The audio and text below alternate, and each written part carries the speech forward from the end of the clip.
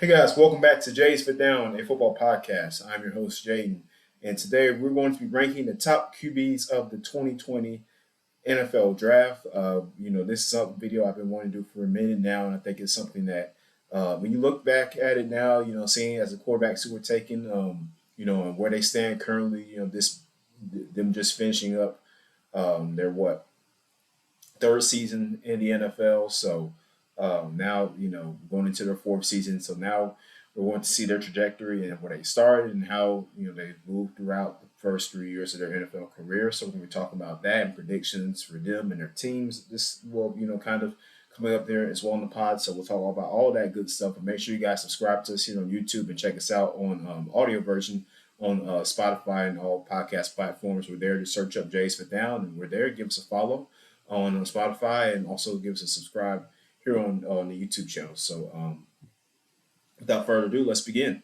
So again, yeah. So 2020 draft class. As far as the quarterbacks were concerned, a pretty good class. I mean, your main guys, coming out again. You had Joe Burrow, Jalen Hurts, Justin Herbert, and Tua Tagovailoa. Right, those were your quarterbacks. And I'm sitting here thinking, when this is all going on, because this is COVID, everything, and we don't even know. It's crazy because we didn't even know before, like if the NFL would, I mean, how were they going to do the season, everything going on. There was a lot of things going on during that period of time, and so shoot, I mean, they did the draft like for everybody from their houses. The commissioner was calling the picks in from his house, from his basement. So it was some weird times. Just think that it's crazy. That was 3 years ago, but I mean, I was sitting there thinking, I know Joe Burrow's going first overall. There's no way he doesn't. And I'm thinking, wow, man, the Bengals finally got their guy. I mean, judging off of what I saw him do at LSU with the in LSU with the Tigers there and winning the Heisman, winning the national championship that year. I'm like, man, bro, this dude is a beast. Um, he's going to be the best QB in this class. That's what I thought initially. As he was called, his name was called going to the Cincinnati Bengals with the first pick. And if you look at Joe Burrow, and before we even get into his stats and all that, I just want to talk about this is a great guy. He's a leader on and off the field, and from what I hear from obviously his teammates, and sources around the team that cover him, he's a guy that he's a hard worker, ready to come in and get to it, and just a team player, just the guy you want to have leading your offense, leading your team, the face of the franchise, right? And it's important. Teams now are trying to find these guys, particularly quarterbacks, to be face of the franchise. Not but a big part of it is their character too. That's a big part of it. Is a lot of when these NFL GMs and coaches and scouts, when they're getting ready to, when they're looking at these prospects going into the draft every year, of course, the physical stuff and their ability to play football is obviously all important, right? But another thing they're looking at is their character. How these guys act in the locker room? Off the field, are they doing stuff they shouldn't be doing, or are they, helping their teammates? You know what I'm saying? Just being a great person, great man, or wanting to become a better man. Putting in those efforts to become better men, better people. Those are the type of guys that these teams look for.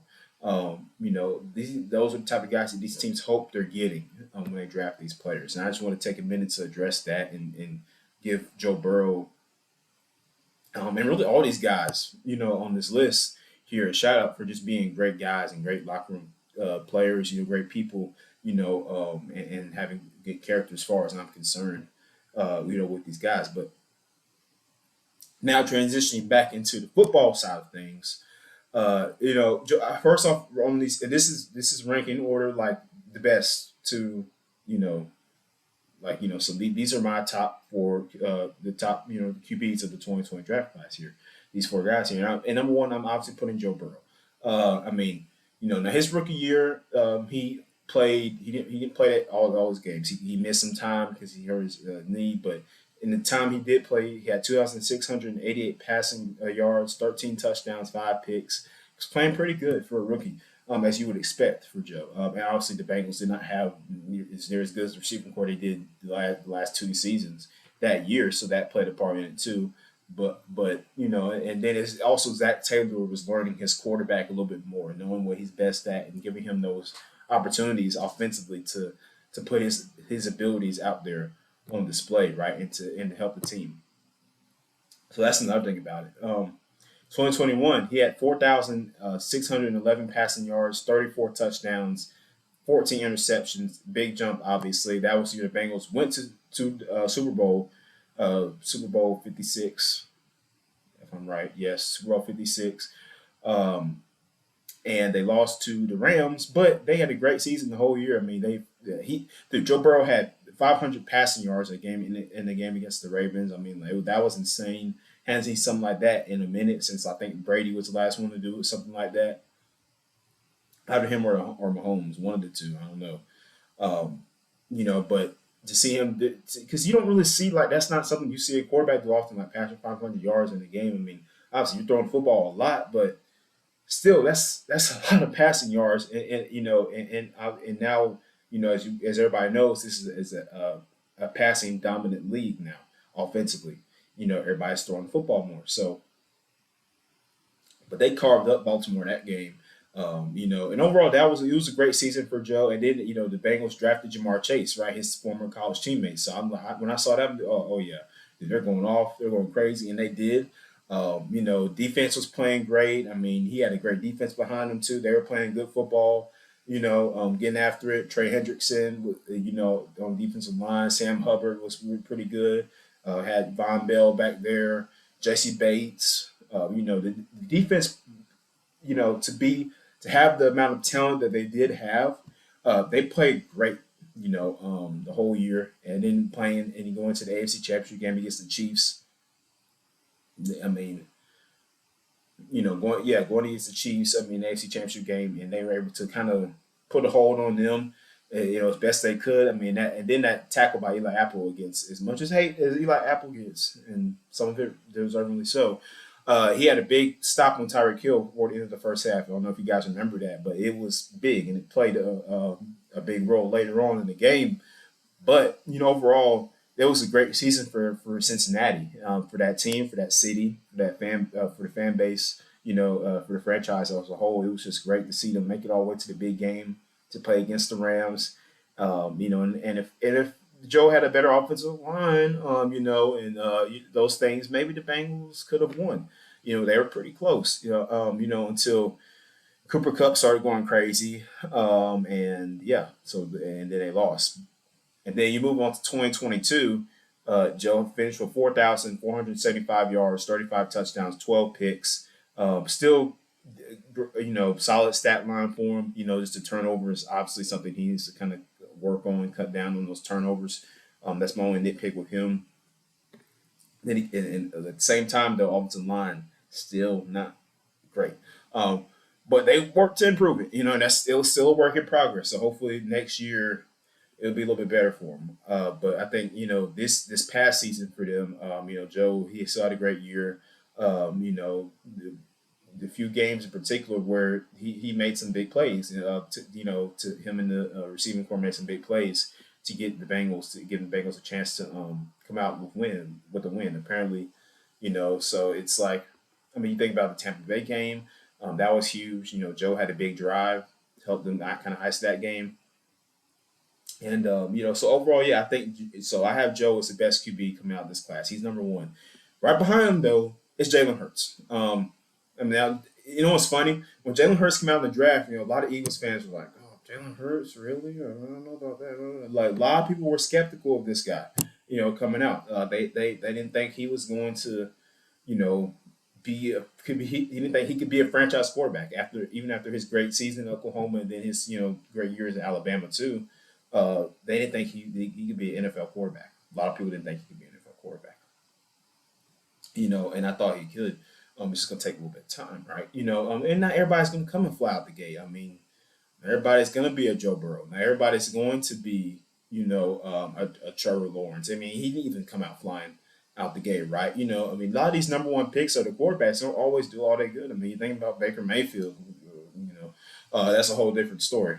But anyway, now, but the main thing is that Jalen has improved each year he's been in the league, similar to all these quarterbacks on this list. In 2020, he had 1,601 yards passing, 6 touchdowns.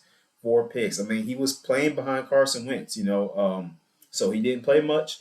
Time he did play though, when he came in, he did good.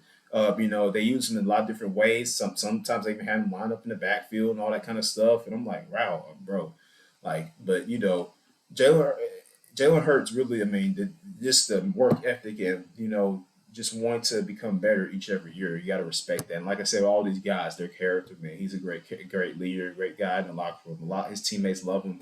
When you hear him talk, he's very humble dude. So that's what I respect him a lot. And 2021, 3,144 yards, 16 touchdowns, 9 picks. So again, that jump. They lose to the Bucks in the playoffs. And I think it was what the divisional or wild card. I can't remember which one it was exactly, but they lost to Tampa Bay. I mean, that was just you know, they weren't going to beat them. But 2022 last season was the big breakout, obviously, because we all know for Jalen Hurts, 3,701 passing yards, 22 touchdowns, 6 picks. But he had, I think, he had a big rushing season though as well. Led the NFL rushing for a quarterback. I want to say, and I'm most certain on that. He just had a great season offensively. I can see his decision making was whole lot better his first 2 years. People say he wasn't really a good downfield passer when he actually statistically was one of the better downfield passers in the NFL last season. So don't know where that trope came from.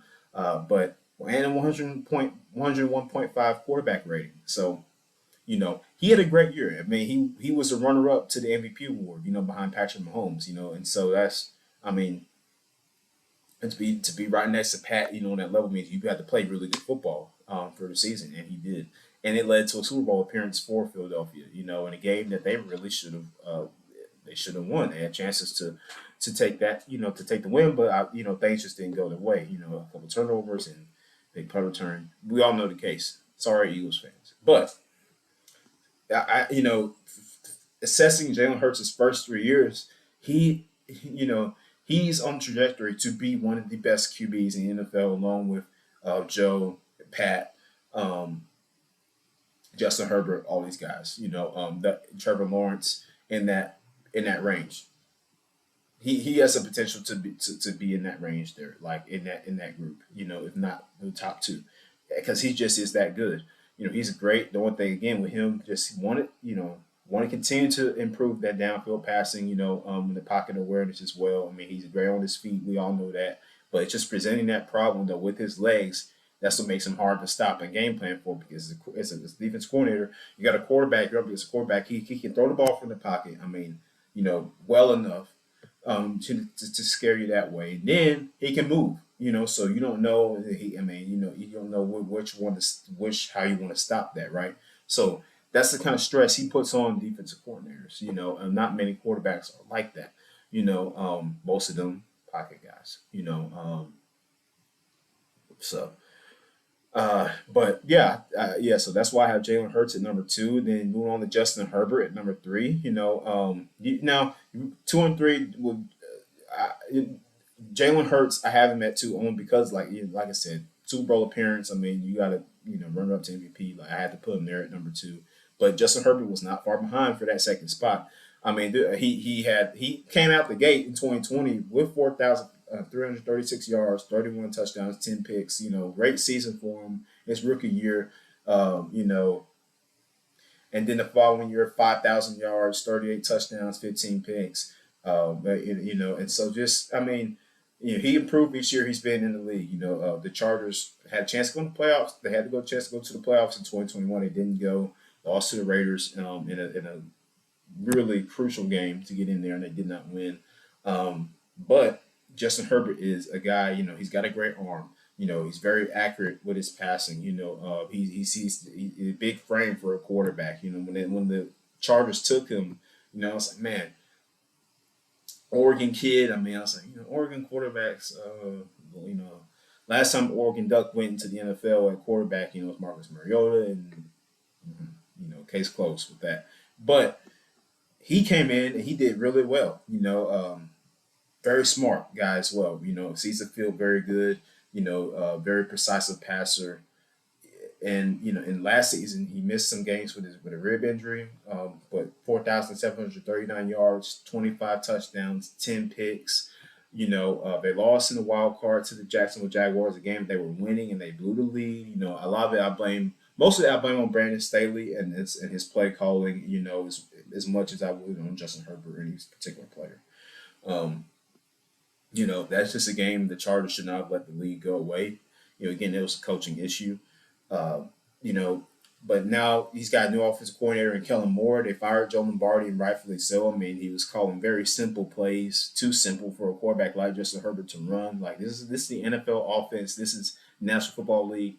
You're going to be against the best players of the world at this sport.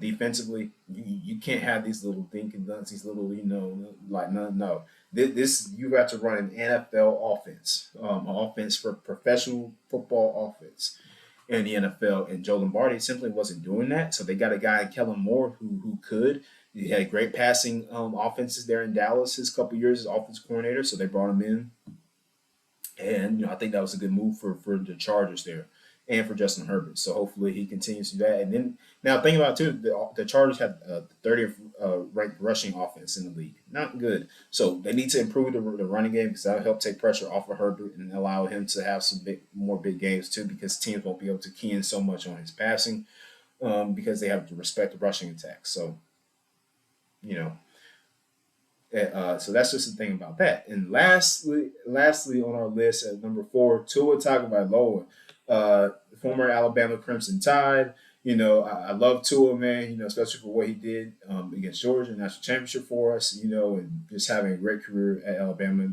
But going to the NFL is where things start to kind of go up and down for Tua. Unfortunately, he struggled with injuries. He played. He has not played the full season amount of games in each year he's been in the NFL. Played 10 games in 2020, 13 games in 2021, 13 games in 2022. Availability is the best ability. So he's got to play more. But he had 1,814 yards passing his rookie year, 11 touchdowns, 5 picks. 2021, 2,653 passing yards, 16 touchdowns, 10 picks. So again, he getting better. But last year, now they bring in Tyreek Hill, right, to add to that offense with Jalen Waddle. Huge, bringing him in there. Mike McDaniel coming in as the head coach, so that obviously helped things. And Tua had his best season, 3,348 yards passing, or 3,540 yards passing. My apologies. 25 touchdowns and 8 interceptions. So that was his best season statistically. He did play really good the time that he was on the field. He looked better, very confident. Had his arm ability looked good. The only thing about it is just he's got to play more games. I know the concussions and all those things. That's a very serious issue, and he has decided to come back to play. After there were some rumors about him. Maybe should even play football again after all these concussions. But I hope that Tua is healthy, and I hope that he comes in, he's able to play full season or at least close to it this year, and take the Dolphins as far as they can go. So that's just my thing about it. And I think the Dolphins can go far this year. I think they're going to be competitive in the AFC East if Tua stays healthy. They're going to be competitive. Maybe the second best team in that division, behind the Jets, behind the Bills. I don't know why I said the Jets, because even though with Aaron Rodgers, the Jets you still have the Bills. Just obviously as a talent wise, just overall the better roster.